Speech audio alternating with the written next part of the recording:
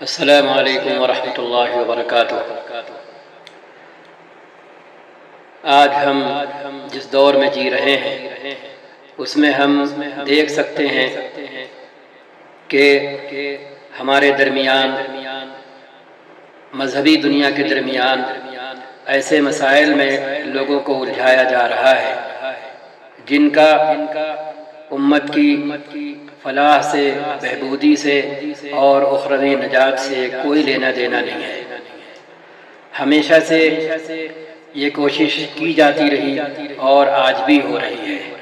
حضور اکرم صلی اللہ علیہ وسلم کی مبارک ذات کے حوالے سے بھی یہ کوشش آپ کے جیتے جی کی جاتی رہی کہ کسی طرح شیطان پرست لوگوں کو، شیطان کی راہ چلنے والوں کو آپ صلی اللہ علیہ وسلم سے چھٹکارا مل جائے، لیکن اللہ کا وعدہ پورا ہو کر رہا، واللہ یعصمک من الناس، کہ آپ بے فکر رہیں، آپ اپنی حیات طبیعی گزار کر میری طرف لوٹیں گے۔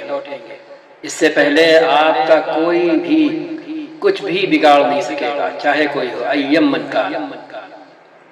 لیکن ساتھ ہی ساتھ آپ صلی اللہ علیہ وسلم نے یہ بھی فرمایا تھا کہ عمر فتنوں کے آگے سد بنے ہوئے ہیں، رکاوٹ بنے ہوئے ہیں۔ جس دن یہ دیوار ٹوٹ جائے گی تو پھر فتنوں کو کوئی روک نہیں پائے گا۔ یہ میرے لفظوں میں ہے، حدیث کا مفہوم۔ اس کے بعد ایک اور بات فرمائی تھی، اگر تلواریں میان سے نکل آئیں تو پھر یہ تلواریں کبھی بھی میان میں واپس نہیں لوٹیں گی۔ یہ بھی مفہوم ہے حدیث کا۔ تو کوشش تو آپ کے جیتے جی ہو رہی تھی کہ آپ سے چھٹکارا ملے، مطلب یہ کہ اسلام سے چھٹکارا ملے۔ تو آپ کی وفات کے بعد تو وہ کوششیں اور تیز ہو گئیں اور ہوتی چلی گئیں، یہاں تک کہ پھر جو کچھ ہوا وہ ہر جانکار کے سامنے ہے۔ ہمیں یہاں پر یہ کہنا ہے کہ لوگ اسی بات کو بھول جاتے ہیں اور باہمی لڑائی کے درمیان شیطان کو الگ کر دیتے ہیں۔ حضرت علی رضی اللہ تعالی عنہ اور حضرت معاویہ رضی اللہ تعالی عنہ، حضرت عثمان غنی کی شہادت رضی اللہ تعالی عنہ، حضرت عمر رضی اللہ تعالی عنہ کی شہادت، ان سب کے پیچھے کیا شیطان کار فرما نہیں تھا جو بدر میں حاضر ہوا تھا اور اللہ کی آسمانی اور خاص الخاص غیبی مدد دیکھ کر بھاگ کھڑا ہوا تھا؟ کیا وہ شیطان بدر سے ایسا بھاگا کہ پھر وہ بھاگا ہی رہا، واپس نہیں لوٹا بدر کے بعد؟ اس کی طرف ذہن کیوں نہیں جاتا کہ یہ شیطان ہے جو دلوں کے اندر وسوسے ڈالتا ہے، یہ شیطان ہے جو ضد پر آمادہ کرتا ہے، یہ شیطان ہے جو دوسرے کی بات سمجھنے نہیں دیتا۔ یہ بھی تو ہے۔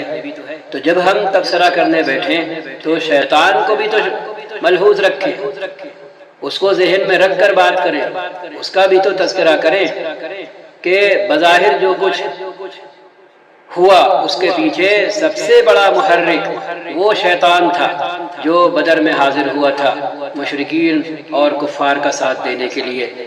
کیا وہ اللہ کی مدد دیکھ کر بدر سے بھاگا تو اس کے بعد واپس نہیں لوٹا؟ ہم سب کے ساتھ نہیں ہے۔ اس کے بعد آج اس وقت جتنے فتنے پنپ رہے ہیں اور اہل علم اس میں جس طرح الجھ رہے ہیں یا الجھائے جا رہے ہیں، اور ہر آدمی اپنی سوچ کو اپنی پسند بنا کر جس طرح باقی سب پر تھوپنا چاہ رہا ہے، تو اس کا نتیجہ کیا نکلے گا؟ اس کا نتیجہ سوائے انتشار کے، بکھراؤ کے، ٹکڑیوں میں اور ٹکڑوں میں، جماعتوں میں بٹنے کے کچھ اور نکلے گا؟ یہ سوچنے کی بات ہے کہ نہیں؟ ساری دنیا میں کیا ہو رہا ہے، ملک میں کیا ہو رہا ہے؟ کیا ملکی حالات اس کی اجازت دیتے ہیں کہ ہم فروعی مسائل میں اور ان مسائل میں جو خواہ کتنے ہی جذباتی ہوں اور ہمارے جذبات سے وابستہ ہوں، لیکن یہ بھول کر، اسے نظر انداز کر کے کہ ان کا اب ہماری زندگی سے اور آخرت کے ہمارے حساب کتاب سے کوئی لینا دینا نہیں ہے، نہ قبر کے حساب کتاب سے ہے۔ ہم سے ان واقعات اور حادثات کے بارے میں کچھ بھی نہیں پوچھا جائے گا، ہم سے ہمارا عمل پوچھا جائے گا، ہماری ذمہ داری کے بارے میں سوال ہوگا۔ کلکم راع وکلکم مسئول عن رعیتہ الی آخرہ۔ یہ حدیث دیکھ لیجئے اور پڑھ لیجئے کہ کس کی کیا ذمہ داری ہے۔ جو جس مقام اور مرتبے پر فائز ہے اس کے اوپر اس مقام اور مرتبے کی مکمل ذمہ داری ہے۔ تو یہ پوچھا جائے گا، یہ سب کچھ نہیں پوچھا جائے گا جس میں ہم سب الجھے ہوئے ہیں، اور خود الجھے ہیں، دوسروں کو الجھا رہے ہیں۔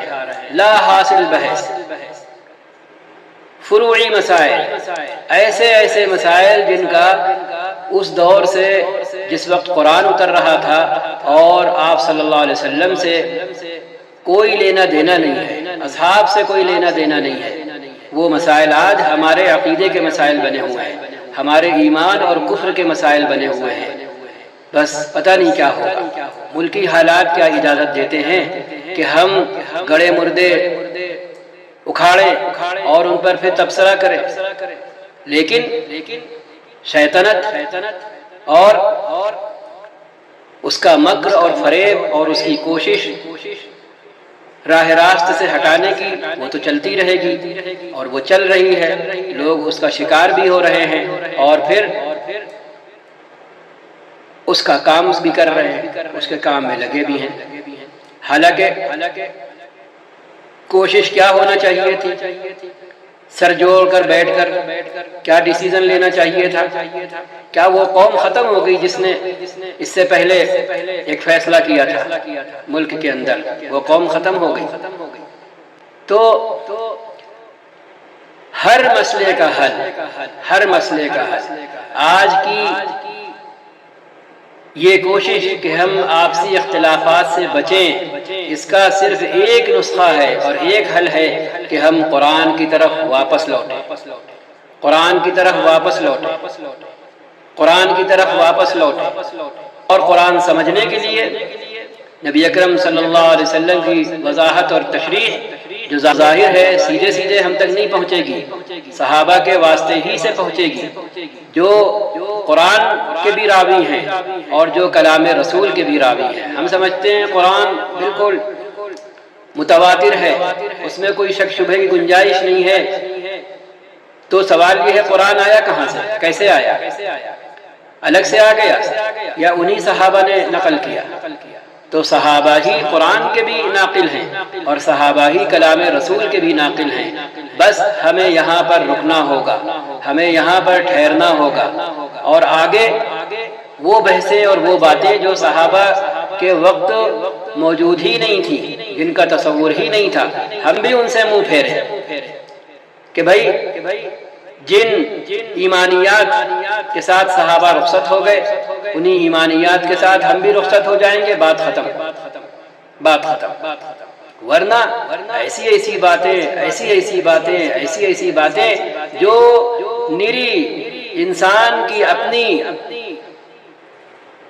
دین ہے، ان علوم کی دین ہے جو قرآن اور سنت سے وابستہ نہیں ہے، ان علوم کی دین ہے، ان میں لگ کر کیسے سوالات اٹھے اور پھر اہل علم کو ان کے جوابات دینا پڑے، جس کے نتیجے میں کوئی کچھ بن گیا، کسی نے مانا کسی نے نہیں مانا، اور راہیں انیک ہوتی چلی گئی۔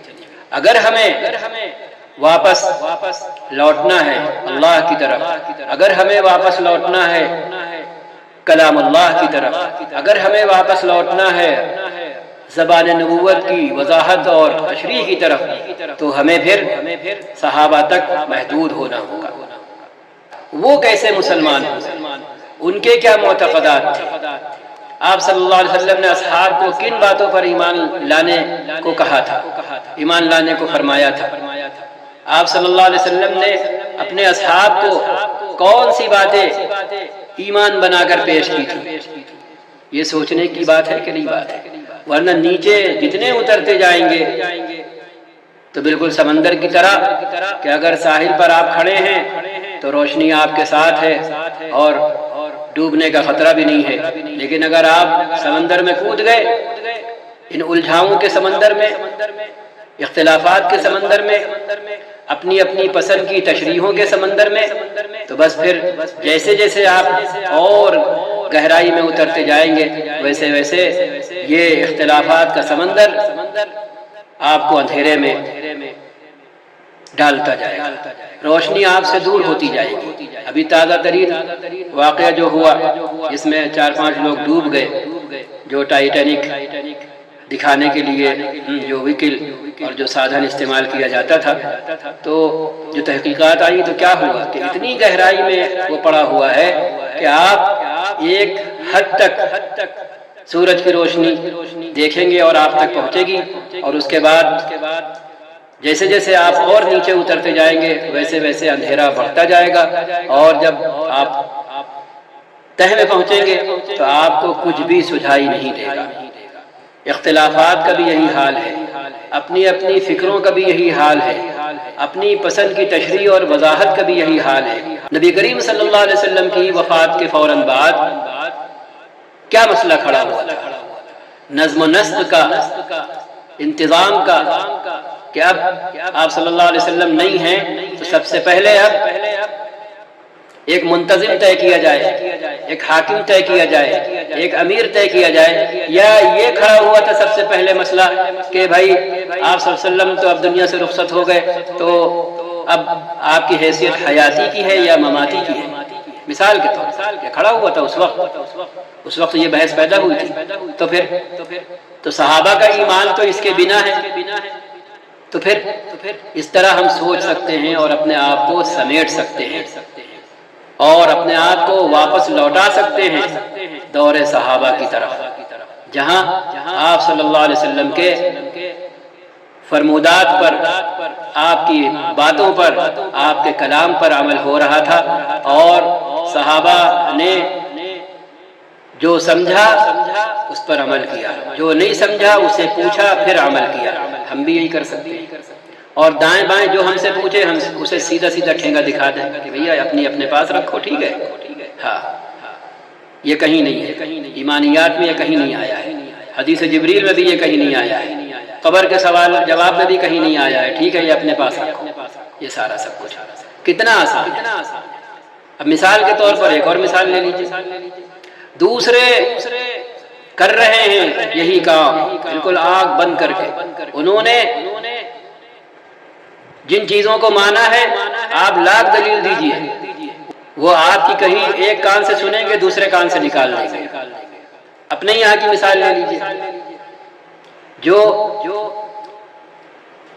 پیشاب کو پوتر سمجھتا ہے وہ پی رہا ہے، جو گوبر کو قابل علاج سمجھتا ہے وہ اس کے اندر لوٹ رہا ہے، وہ شرما رہا ہے، لیکن ہم الجھ جاتے ہیں۔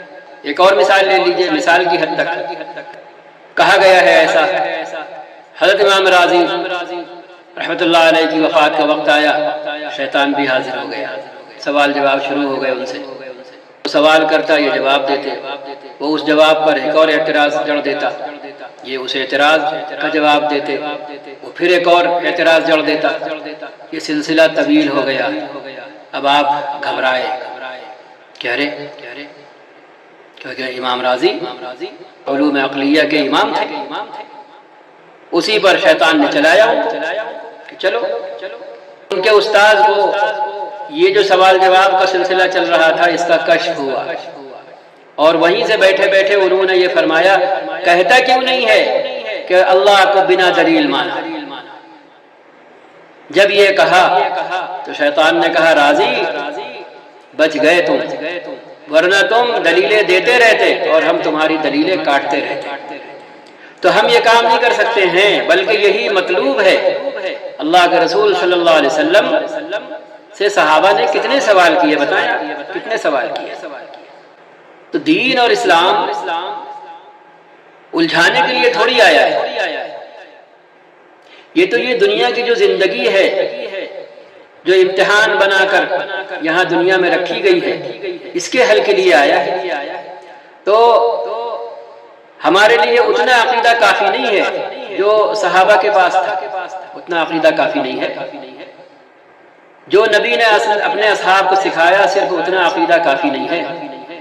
اس عقیدے سے متعلق جو تشریح اور جو شرح اور جو وضاحت اصحاب کے ذریعے سے نبی کریم صلی اللہ علیہ وسلم کی منقول ہے، وہ کافی نہیں ہے، اس کے آگے بڑھنا ضروری ہے، بالکل ضروری نہیں ہے، ہرگز ضروری نہیں ہے۔ تو قصہ مختصر یہ، للہ للہ للہ، قرآن حدیث سمیت، قرآن سے، اللہ کے کلام سے، نبی کے کلام سے رشتہ جوڑیے، رشتہ جوڑیے، رشتہ جوڑیے، اور اس سے متعلق جو شرح اور وضاحت منقول ہے اس کو کافی سمجھیے، اسی پر عمل کریے، ہماری کل درست رہے، ہمارا ذہن، ہمارا دل، ہمارا دماغ اسی طرح قرآن اور حدیث سے وابستہ رہے جس طرح اصحاب رسول کا وابستہ تھا۔ تو یہ کافی نہیں ہے نجات کے لیے، یہ کافی نہیں ہے، بالکل کافی ہے، سمجھ رہے ہیں آپ؟ ایک مرتبہ ہم مسجد نبوی میں باب مجیدی سے داخل ہو رہے تھے، تو ہمارے ساتھ جو تھے ان کی نگاہ ایک عربی عبارت کی طرف پڑ گئی جو دیوار پر لکھی ہوئی تھی داخل ہونے سے پہلے، مسجد میں داخل ہونے سے پہلے۔ وہ حدیث تھی نبی کریم صلی اللہ علیہ وسلم کی، جس میں یہ آیا ہے کہ ایمان مدینے واپس لوٹ آئے گا، جس طرح سانپ اپنے بل میں واپس لوٹتا ہے۔